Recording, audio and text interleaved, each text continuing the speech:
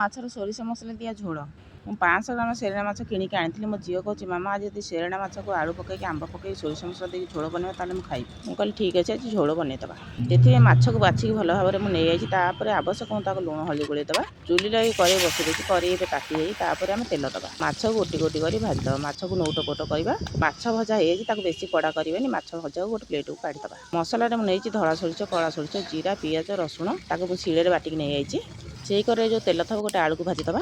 ଆଳୁ ଭଜା ହେଇଯାଇଛି ଗୋଟେ ପ୍ଲେଟକୁ କାଢ଼ିଦେବା। ସେଇ କରେ ଯେଉଁ ତେଲ ଥବ ଅଳ୍ପ ଟିକେ ସୋରିଷ ଦେବା, ଅଳ୍ପ ଟିକେ ପିଆଜ ଦେବା। ଗୋଟେ ଟମାଟୋ କାଟିକି ରଖିଥିଲି ତାପରେ ଆମେ ଦେଇଦେଲି। ତାପରେ ଆବଶ୍ୟକ ମୁଁ ତାକୁ ଲଙ୍କାଗୁଣ୍ଡ, ଜିରା ଗୁଣ୍ଡ, ଲୁଣ, ହଳଦୀ ଦେଇକି ତାକୁ ଖରଡ଼ିବା। ଏବେ ଟମାଟୋ ଫିଟି ଯାଇଛି। ତାପରେ ବାଟିକି ରଖିଥିବା ଜିରା, ସୋରିଷ, ରସୁଣ ପେଷ୍ଟ ଦେଇଦେବା। ତାକୁ ଆଉ ଅଳ୍ପ ଟିକେ ଖରଡ଼ିବା। ଏବେ ଛାଣିକି ରଖିଥିବା ଆଳୁକୁ ପକାଇଦେବା। ଗୋଟେ ଆମ୍ବକୁ କାଟିକି ଦୁଇ ଫାଳ କରିକି ତାପରେ ଆମେ ପକାଇଦେବା। ଆଉ ଟିକେ ତାକୁ କଷିବା। ଏବେ ଆବଶ୍ୟକ ମୁଁ ତାକୁ ପାଣି ଦେଇଦେବା। ତାକୁ ଘୋଡ଼େଇଦେବା ସିଝିଲା ପର୍ଯ୍ୟନ୍ତ। ଏତେ ଜୋର ଖରା, ଇଆଡ଼େ ଚୁଲି ତାକୁ ଏଠି ଜମା ବି ରହି ହେଉନି। କେମିତି ବେଇକି ରୋଷେଇ ସରିବ ମୁଁ ଘରକୁ ଯିବି। ଏବେ ଆଳୁ ସିଝି ଯାଇଛି।